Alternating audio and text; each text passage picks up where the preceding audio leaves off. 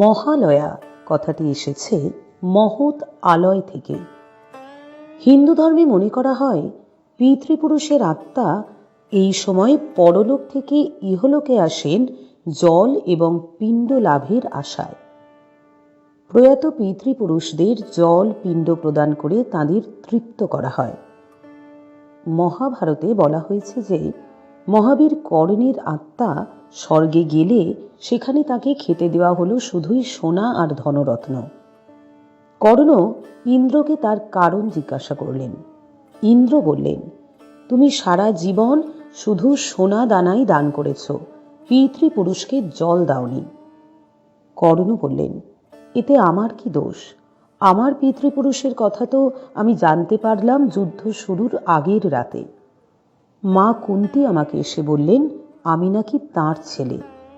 তারপর যুদ্ধে ভাইয়ের হাতে মৃত্যু হলো। পিতৃতর্পণের সময় তো পেলাম না। ইন্দ্র বুঝলেন কর্ণের দোষ নেই, তাই তিনি কর্ণকে 15 দিনের জন্য মর্তে ফিরে গিয়ে পিতৃপুরুষকে জল এবং অন্ন দিতে অনুমতি দিলেন।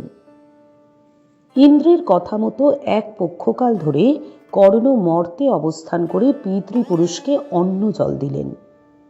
তার পাপস্খলন হল এবং যে পক্ষকাল কর্ণ মর্তে এসে পিতৃপুরুষকে জল দিলেন সেই পক্ষটি পরিচিত হল পিতৃপক্ষ নামে। সেই থেকেই হিন্দুদের মধ্যে তর্পণের প্রথা চালু হলো।